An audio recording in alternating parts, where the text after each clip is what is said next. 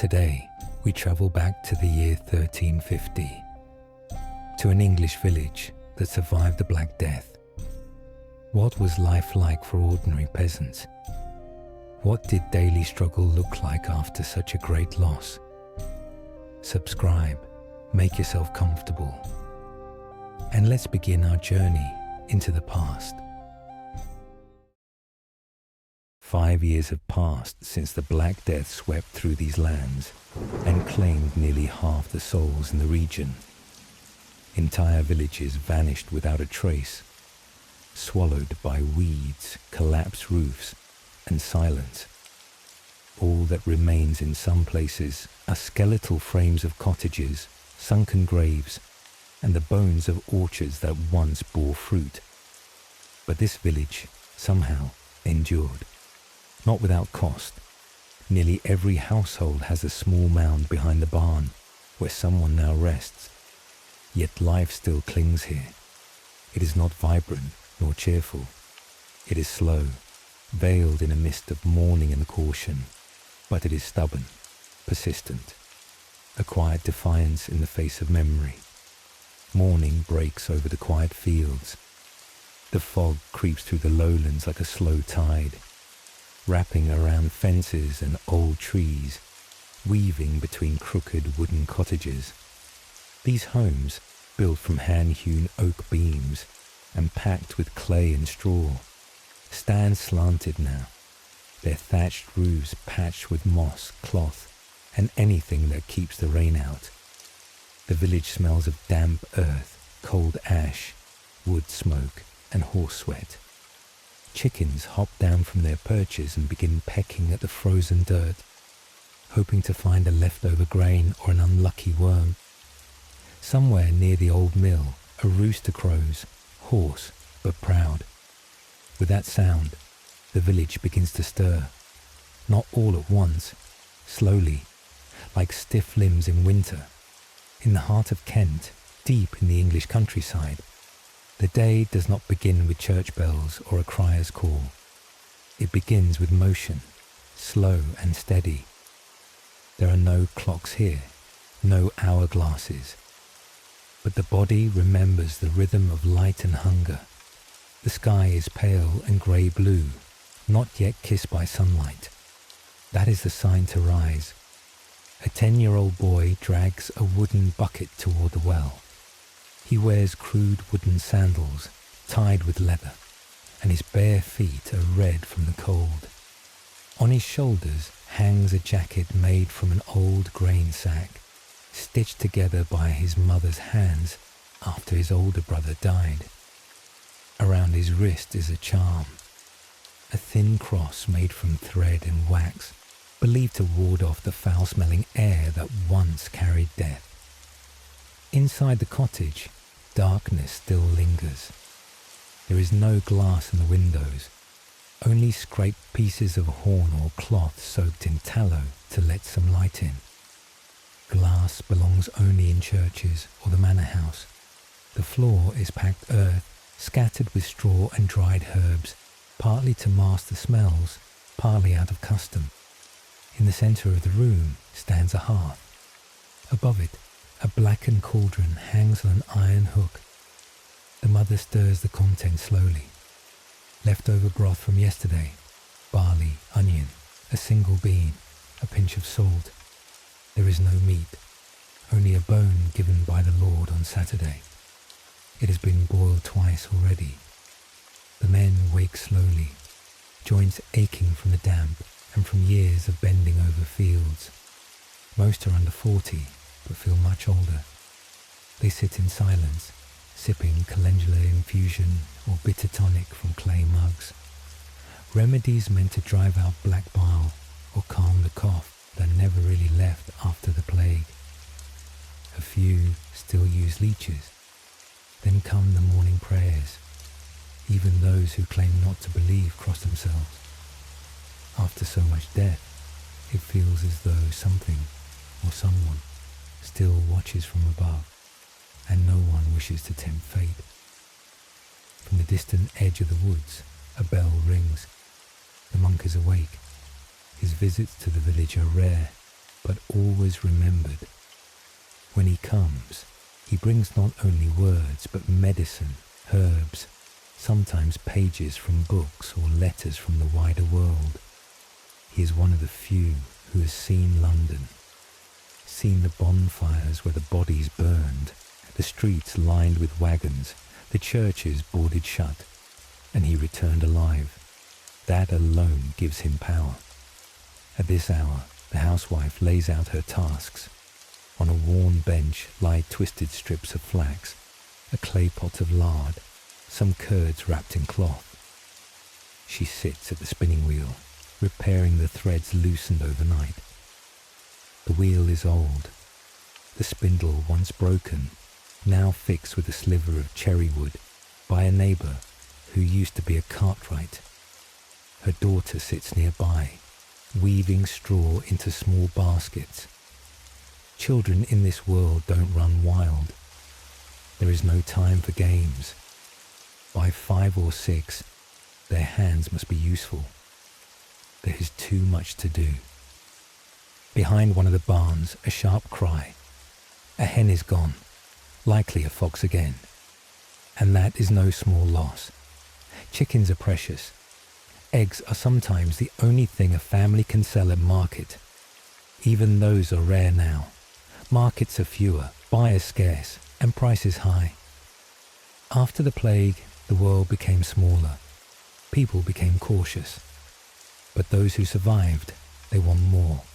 More bread, more rights, more say. And though the noble lord still owns the land, his grip is no longer what it once was. Whispers of change pass through villages like wind between trees. Life continues, but silence hangs over it. Not the silence of peace, but of absence. Each morning brings a memory, each task a reminder, and each day, quietly, stubbornly, becomes a promise to endure.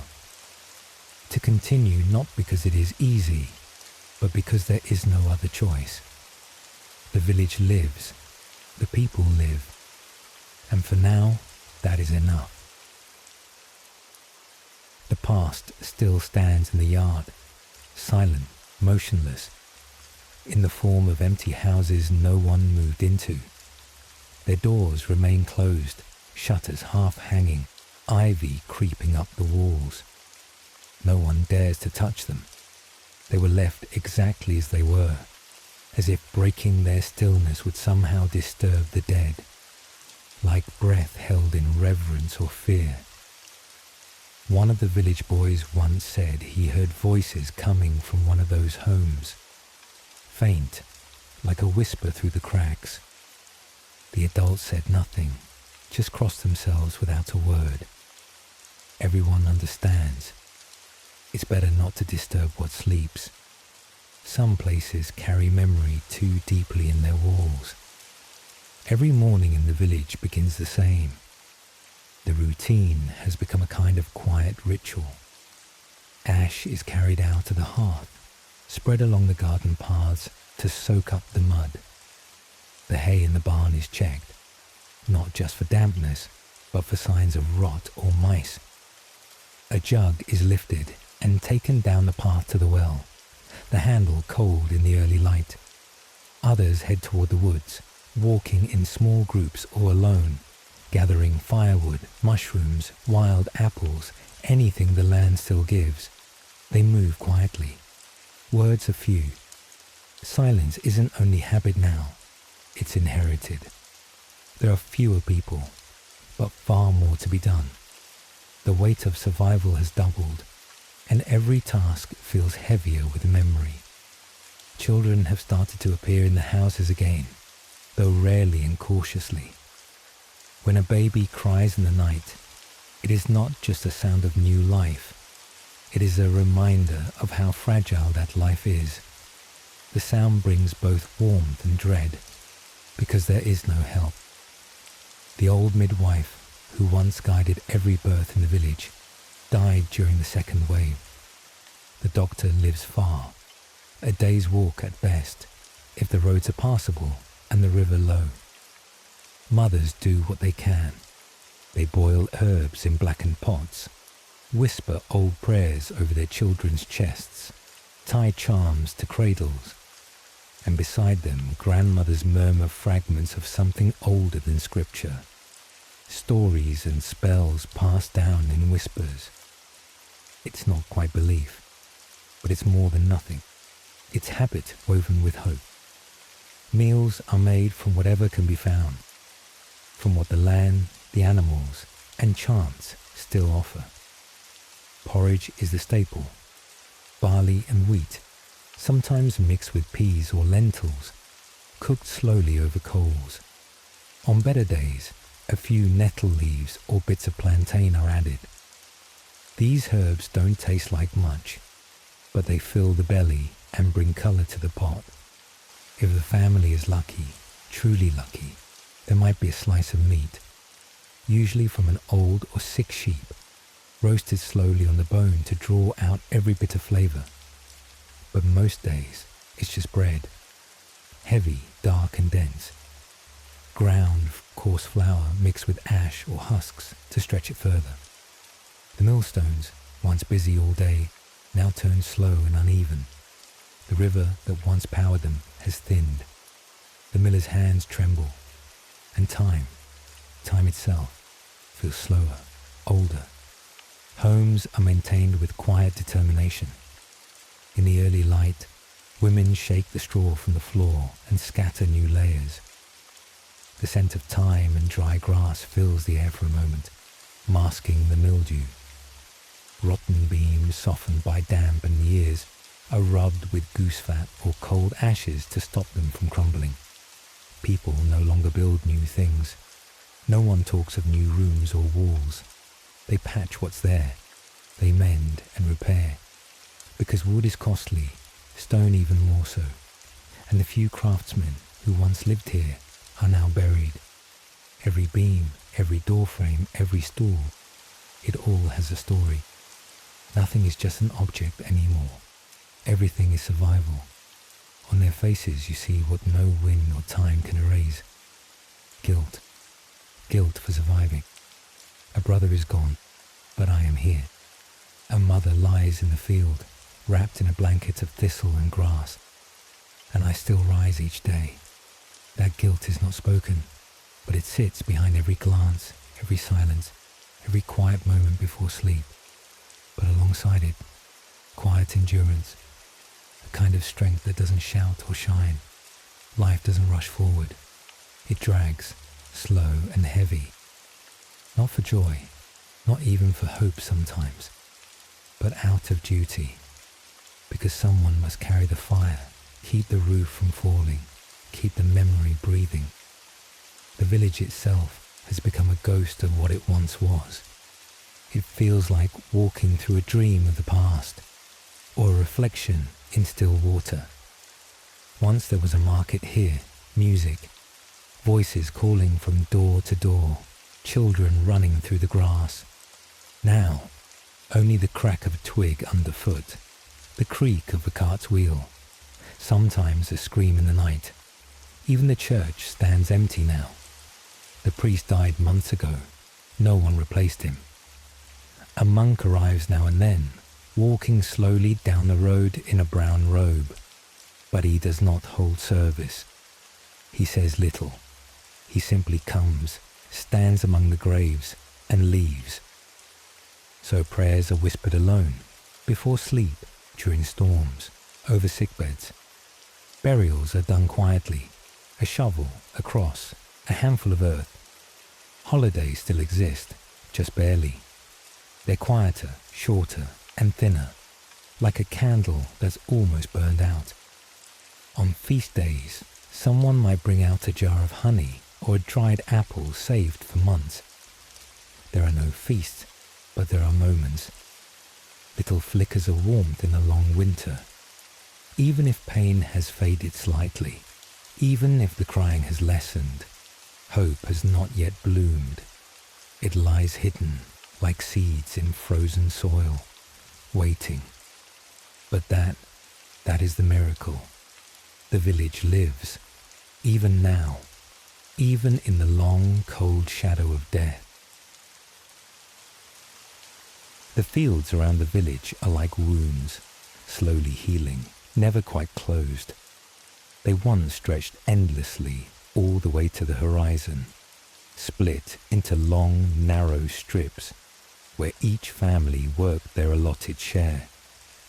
From above, they would have looked like threads in a woven cloth, lines of grain, grass, flax, bordered by stones or shallow trenches.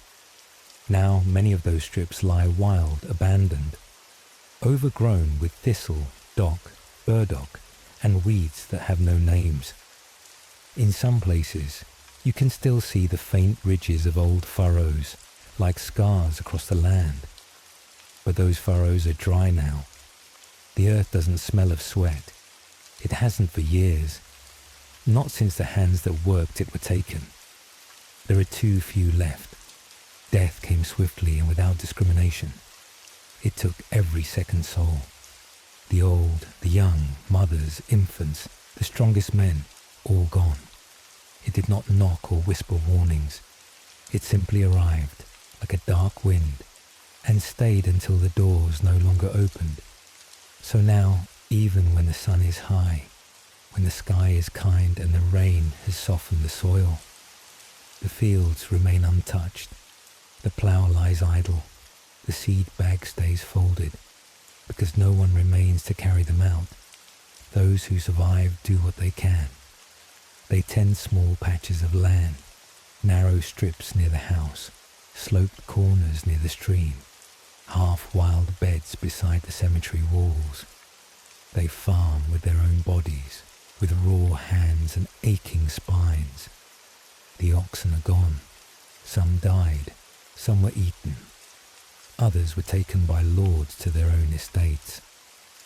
Now people take the plough by the handle themselves, pulling it with a rope tied around the waist or shoulders.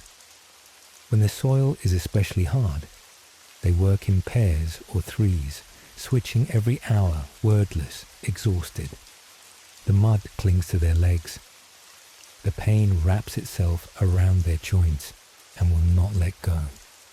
After a day in the field, there's barely enough harvested to fill a sack. A few handfuls, a bitter reward, and yet they scatter the seeds, because even the smallest harvest is more than nothing, and more than nothing is enough to try. They eat what they can: barley broth, lentil broth, broth made from bones, or simply from boiled herbs. Sometimes beans, sometimes parsnip or turnip, dug up early from the frost-hardened ground. If luck finds them, an egg, warm from a hen that still lays. Bread is the daily meal, but it's not the bread of old. It is dark and heavy, stretched with straw, ground husk, or leftover chaff. Anything to save flour. The oven is lit only once every few days. There's not enough firewood to burn more often. Not enough strength either. Everything is basic. Everything is about getting through the day. Survival, not comfort. Some have noticed something strange. Something good, maybe. The land, left untouched for years, grows better now. A kind of natural rest. A fallow the people never planned. The manure left by roaming animals, the compost from weeds, even the dead, those buried in shallow graves with no coffins, no rites, have fed the soil in a way no farmer could. Crops grow thicker. Roots dig deeper. The earth gives back more. But even so, it means little. The harvest isn't the real problem. The problem is that there are too few hands to reap it, too few baskets, too few bags strong enough to carry it home, and perhaps worst of all, no one to share it with. A warm loaf means little at a cold, empty table. Still, not everything stays the same. Change is crawling in, slow but real. In nearby shires, not here but not far, some lords have begun giving land to those who once had none. The poorest, the servants, the invisible, because pride does not plough fields, and a hungry field will not feed you. Better to have someone, anyone growing something than to let acres lie empty out of custom and arrogance. Some say this is the end of the old ways, that now, with fewer peasants, each one matters more. Their labour is rarer, their voices harder to ignore, but not all believe it. Fear runs deeper than hope, especially in places where memory is still fresh. Fear has rooted itself in the soil. It lives in the cracks of every dry furrow. It hides beneath every mound of turned dirt. Every hole is not just for planting. It's a reminder, because the people who dug the grave still walk these fields. They remember. They remember how the plague arrived without warning, and how it could return just the same. All it would take is a change in the wind, a wrong visitor, a cough in the night, and half the village would vanish again. That's why silence now feels different. When the fields go too still, no larks overhead, no carts rolling by. Some people stop what they're doing. They look up. They listen. Because they remember what that silence meant once. It meant danger. It meant death was already near. But while the sun still stands in the sky, while roots still pull water from the ground, while children, barefoot and serious, still learn to hold a hoe or tug weeds from the garden bed, the field lives and the village lives, not loudly, not easily, but with stubbornness, with soil, and with memory. And yet, in this world, where every path leads to someone's grave, there is still one thing that keeps people on their feet. Other people, the ones who remain, the ones who refuse to fall, or simply didn't, though no one knows why. It is not strength alone that keeps them moving. It is proximity, familiar voices in the dark, the weight of shared grief, a kind of fragile togetherness, stitched together with silence, necessity, and the fading warmth of memory. After the plague, many houses stood empty. Some had once held two, now only one remains. In others, not a soul was left. Doors blown open by the wind, beds still made, chairs tucked in at the table, signs of lives that ended mid-motion. And so, instead of living apart, several families gathered under one roof, not because they wanted to, but because isolation drives the mind into dark places. Because when night falls early and the wolves howl closer than they used to, it's better to have someone nearby, someone who will keep the fire going if you faint, someone who will whisper a prayer when your own words run dry. In such times, the walls are warmed not only by flame, but by breath beside you. The children have changed. Play is a luxury no one speaks of anymore. No more wooden swords, no skipping stones. Instead, they gather sticks for kindling, peel potatoes, chase crows away from the garden beds.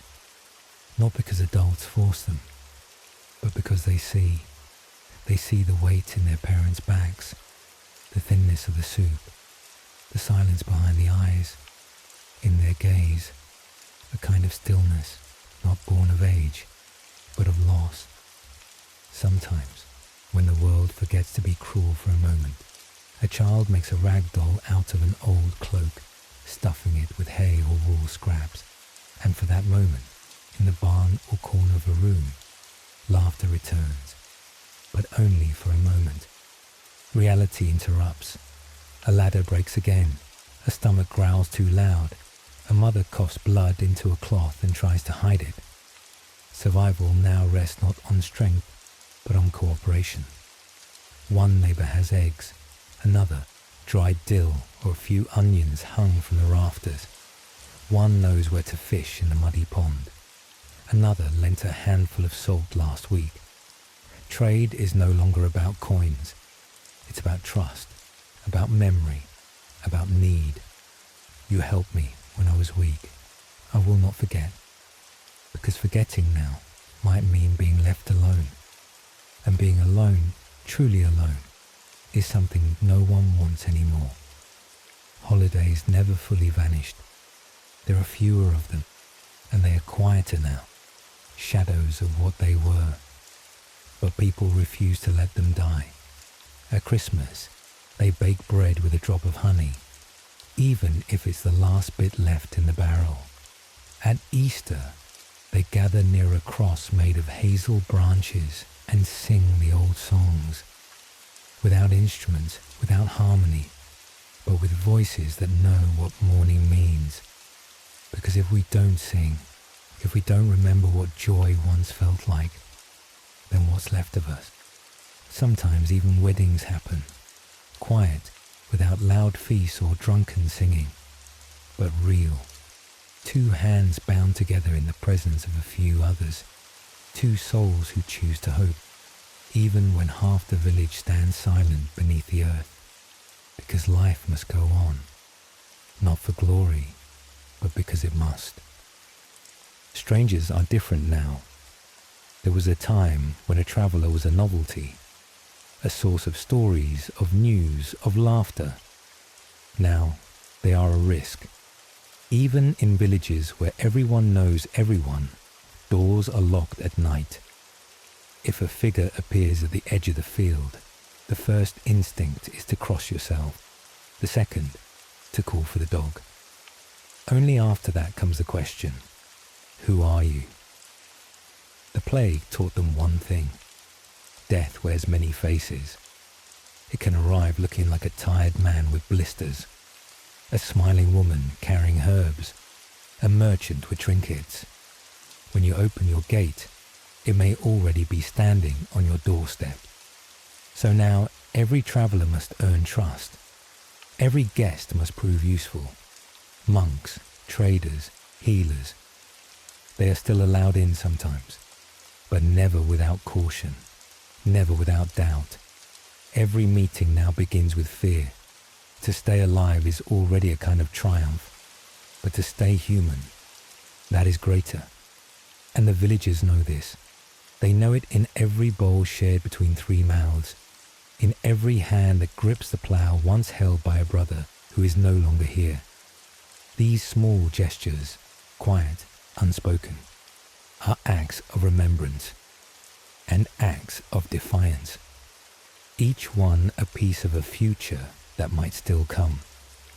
A future stitched from loss, patience, and the fragile hope that perhaps one day laughter will return for longer than a moment.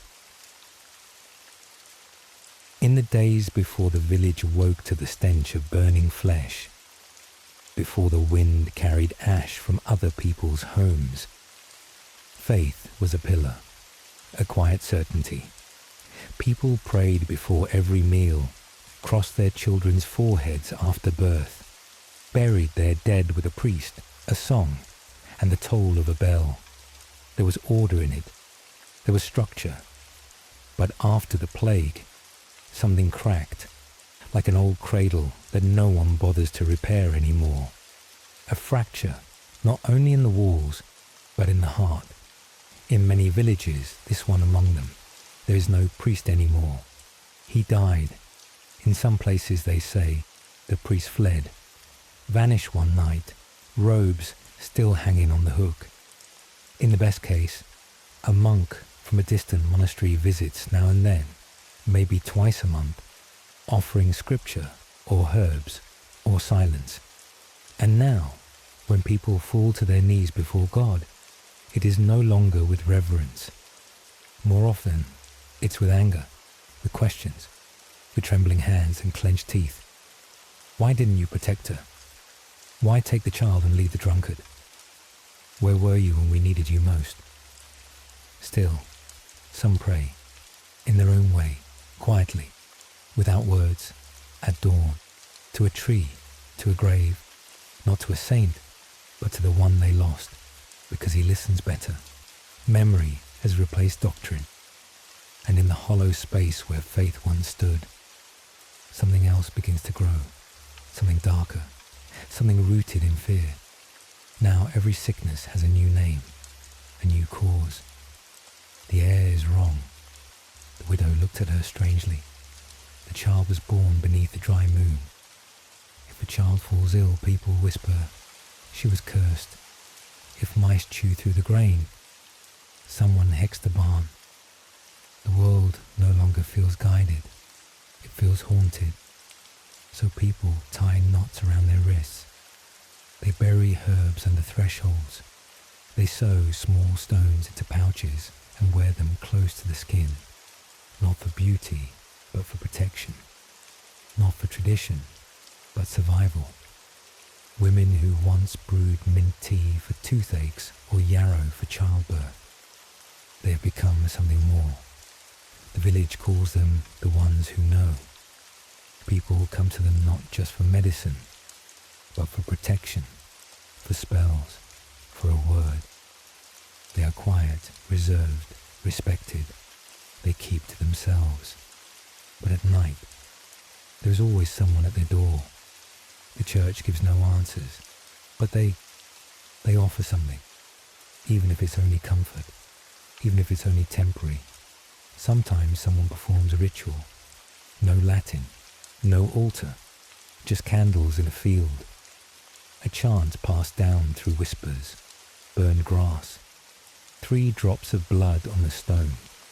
The older generation trembles at this, but the young, the ones who never knew the old church, who never heard the choir or saw the crowd at Easter, they believe.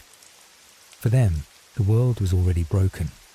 There's no order to fall from, only chaos to navigate. And now people begin to think, maybe the plague was punishment, for pride, for greed, for laughter, for war, for love that was too free, too loud. And so, to survive, one must become someone else, more humble, more obedient, or for others, more bitter, more cold. If the world is unjust, why should I be kind? In one house they still keep a crucifix, but it's covered with cloth, so he doesn't see her sin. In another, where the icon once hung, now hangs the dried body of a mole, to keep sickness away. A third man dreams of his dead wife. He swears she speaks to him through the sound of snow crunching underfoot. Faith hasn't vanished, but it has changed. It's no longer grand. It's no longer sung. It's anxious, personal, whispered. And even those who still walk to church, they don't go for joy. They go for hope. Hope that this winter will pass, that the child will not cough again, that the street they walk today won't be a grave tomorrow. God is silent now, and people are learning to be silent with him. The world after the plague didn't just grow empty, it forgot. It forgot how to temper steel, how to mold clay into perfect symmetry on a potter's wheel, how to spin thread tight enough to survive the loom. It wasn't just homes that fell apart. It was the people who shaped the world. The hands that created, repaired, built. They vanished. Whole crafts were lost in a single season. The blacksmith here died in the 2nd month. His forge still stands. Scorched stone, a roof half gone, tools rusting in the dark. Once, his hands made blades that kept their edge for years, horseshoes that rang with precision, and latches strong enough to last a lifetime. Now, a boy, maybe 19, tries to remember how those tools looked. He saw the smith work as a child, but never learned. Still, he tries. His hands shake, his fingers blister, his brow is black with soot. The anvil rings wrong, the metal bends unevenly. But when a knife finally holds a cut, even a shallow one, it feels like a kind of miracle. On the edge of the square, a weaver once lived. Her sashes and belts made it all the way to Canterbury. She wove flowers into thread, animals into fabric. Now, a widow lives there with 2 small children. She has never woven before, but she kept a scrap of cloth in a cedar chest. She sits by the light of a narrow window, fingers tracing old stitches, trying to copy them. Her work is rough, uneven, full of loose ends, but warm, heron and kneaded. Near the stream, a potter's wheel was dragged from under a collapsed shed. It doesn't turn well. No one remembers how to use it properly. A boy places bread loaves near it to dry, bowls beside it to catch heat from the nearby stove. Later, maybe, someone will learn to shape clay again. For now, it's just warmth, and that's enough. Craft is no longer art. It's necessity. A spoon that doesn't bruise your lip, a bowl that doesn't leak, a needle that doesn't snap in your palm. People make what they can, how they can. Mistakes are common. Waste is not. Everything is used. Bent wood, torn cloth, cracked metal. Trade has changed too. Coins are rare and almost useless. They were never plentiful, but now they're mostly ignored. People barter. A sack of oats for a length of wool. A wedge of cheese for a pinch of salt. Help fixing a roof in exchange for a loaf of dark bread. The value of things has shifted, not in weight or polish, but in use. A stool with 3 legs, made from a plank pulled from a broken door, is more prized than anything sold at market, because it was made by hand, because it holds weight, because it didn't collapse when someone sat down. No one scoffs at simple work now. Those who weave baskets are needed. Those who remember how to filter water through sand and clay are rare treasures. Even songs hummed while grinding flour or stirring the pot. They carry more than rhythm. They carry memory, sanity, continuity. They fill the space where people used to talk. Life is slower now. Each action takes longer, but carries meaning. Lighting the fire, boiling the grain, pouring the beer, closing the shutters before the wind howls through. These are the acts of living now. The world has shrunk, but in its smallness, it has become more human. Knowledge is passed by gesture, not parchment, by watching, mimicking, failing. A woman shows her daughter how to twist cord. A boy watches his uncle mend a cracked jug with resin. Nothing is written down. Everything is muscle, memory, repetition. Even broken things are kept. A blade with a chipped edge still cuts. A pot with a sealed crack still holds broth. A cloak with patches still warms. So too with people. Wounded, tired, unsure. But they continue. That's what matters. There is pride in this. Not loud, not boastful, but quiet, steady pride. In a pan that still holds heat. In boots repaired 5 times. In bread baked from the last scoop of flour. In the act of making something with your own hands and knowing it helps someone else survive. The world is coarser now, cruder, but more real. There is no more pretending. When every object is built, bartered, or saved, it means something. And meaning, not luxury, is what makes life possible. This is how the village lives, not easily, not cleanly, but honestly, and still it lives. The world after the plague didn't just grow empty, it forgot. It forgot how to temper steel, how to mold clay into perfect symmetry on a potter's wheel, how to spin thread tight enough to survive the loom. It wasn't just homes that fell apart. It was the people who shaped the world. The hands that created, repaired, built. They vanished. Whole crafts were lost in a single season. The blacksmith here died in the 2nd month. His forge still stands. Scorched stone, a roof half gone, tools rusting in the dark. Once, his hands made blades that kept their edge for years, horseshoes that rang with precision. and latches strong enough to last a lifetime. Now, a boy, maybe 19, tries to remember how those tools looked. He saw the smith work as a child, but never learned. Still, he tries.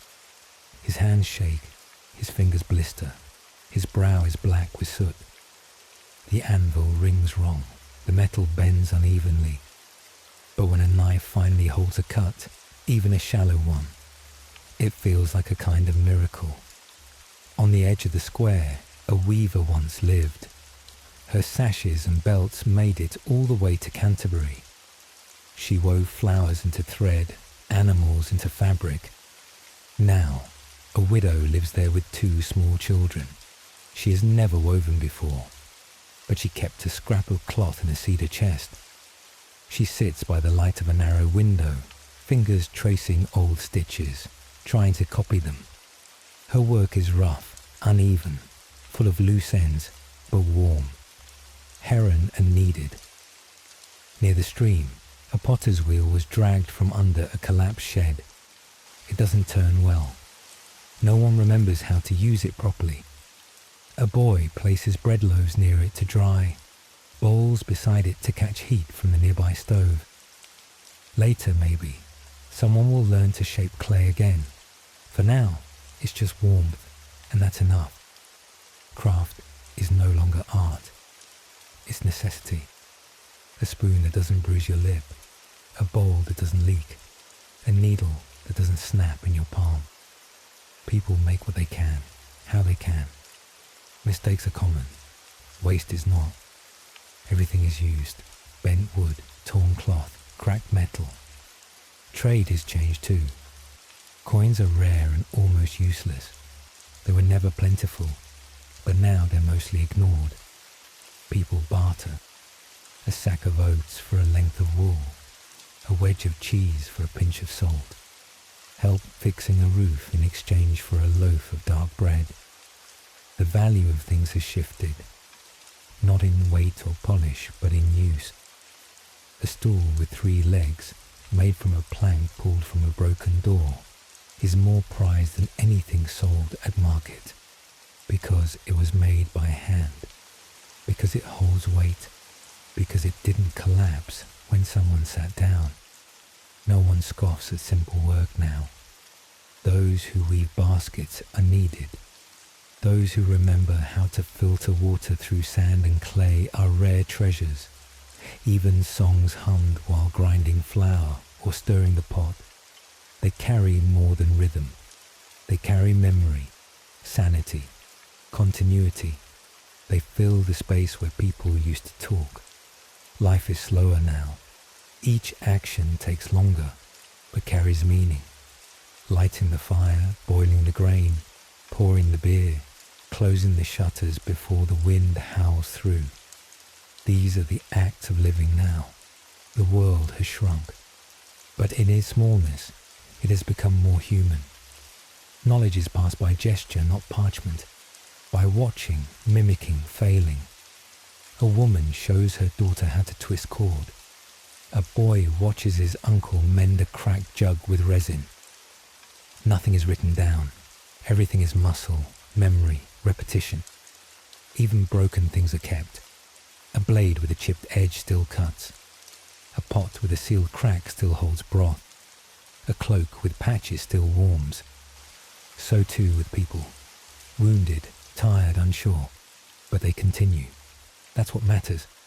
There is pride in this. Not loud, not boastful, but quiet, steady pride. In a pan that still holds heat.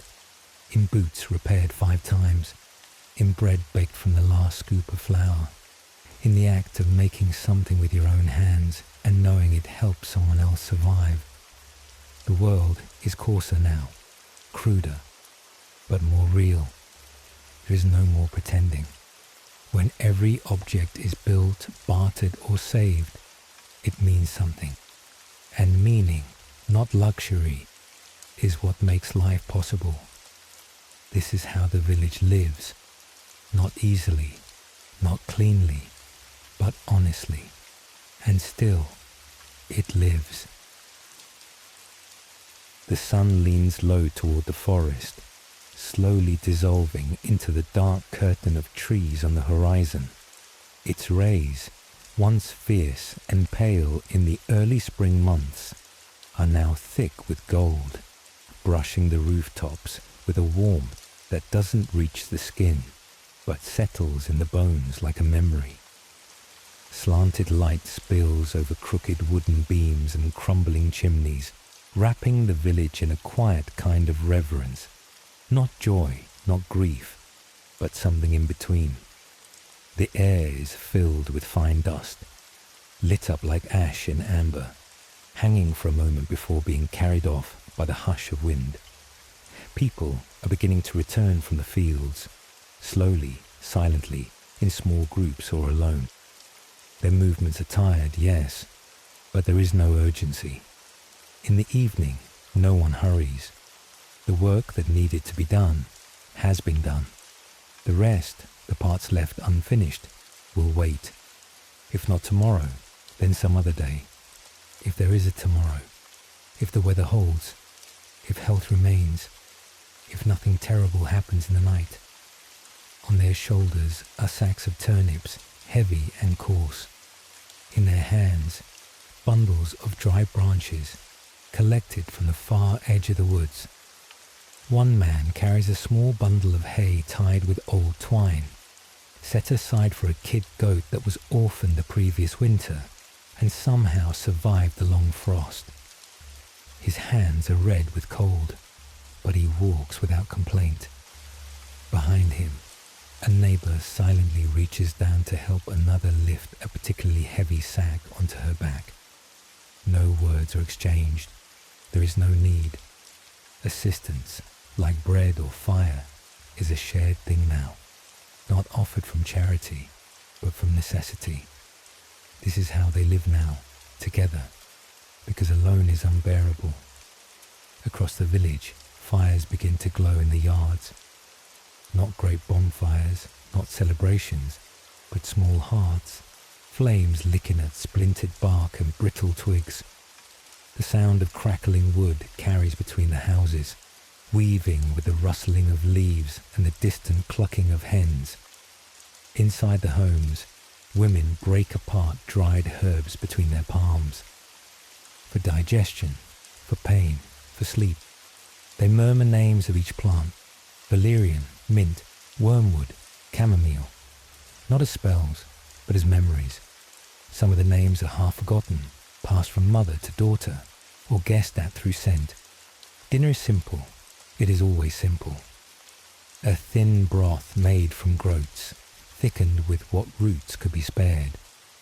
A few dense loaves of dark bread, baked days ago and wrapped in rough cloth.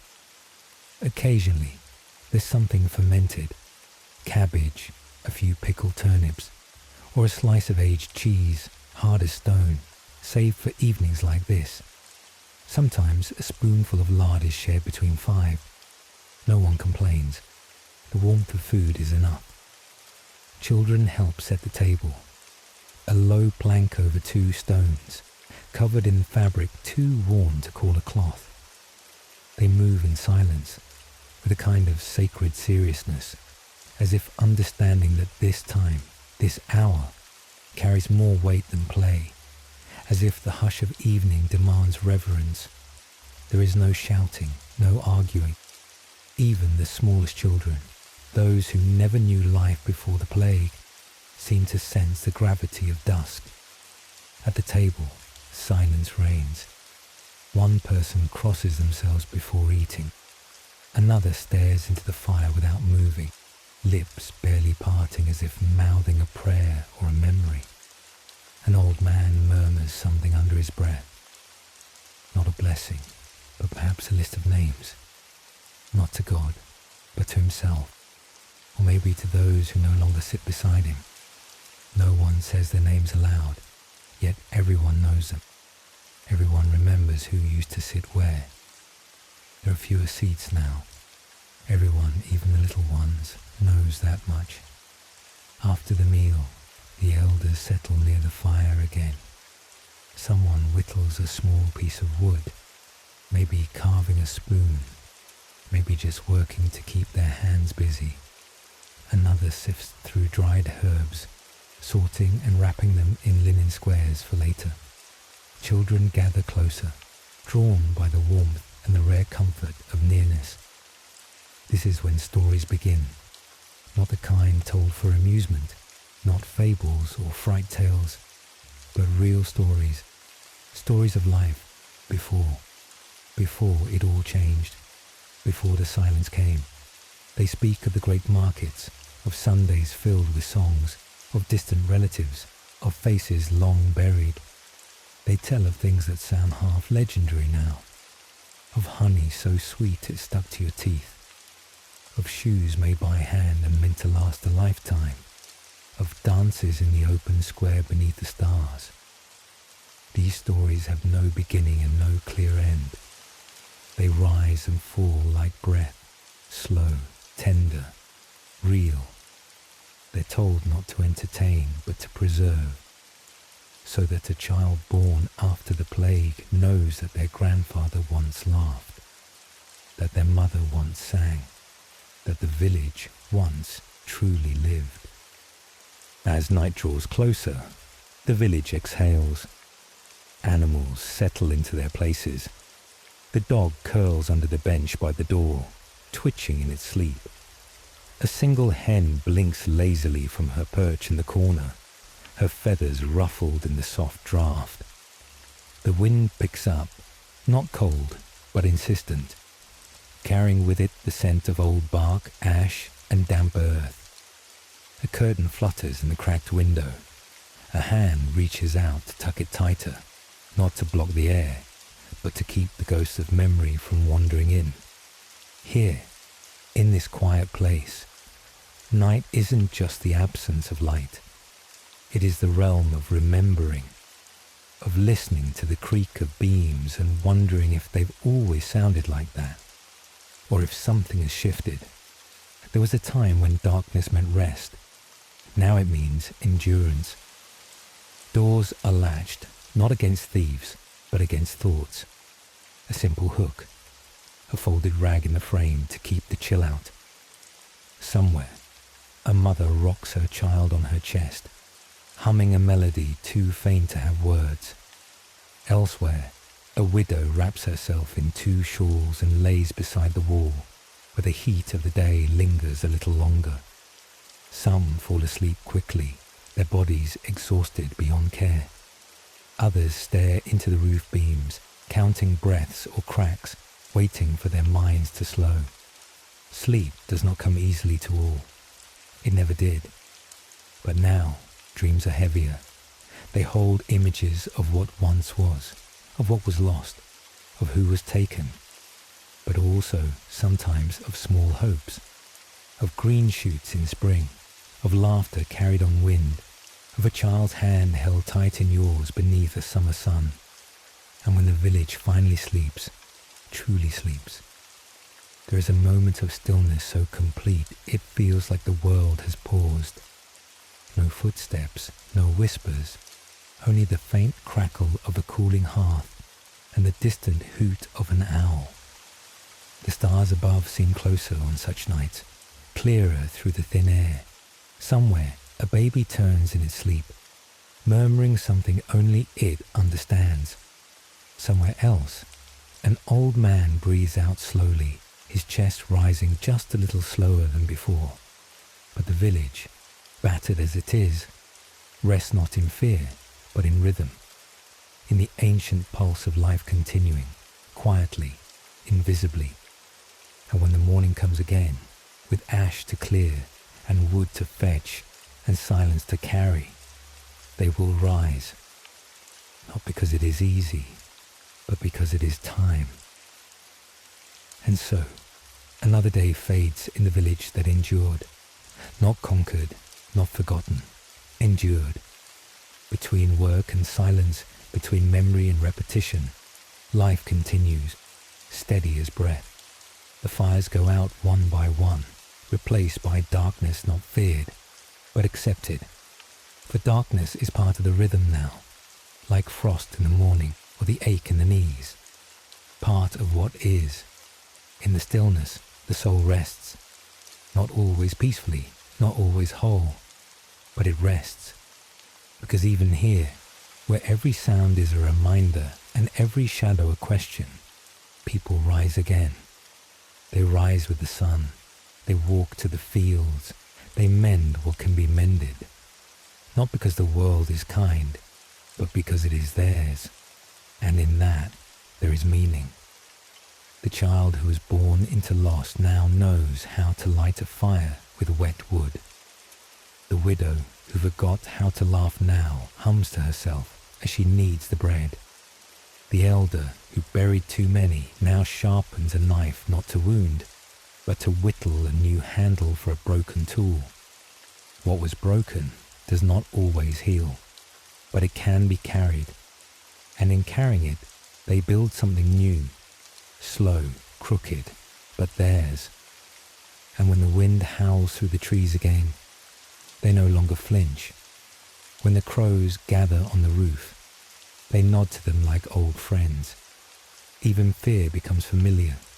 Even grief becomes threadbare. They do not forget. They do not expect to. But they go on.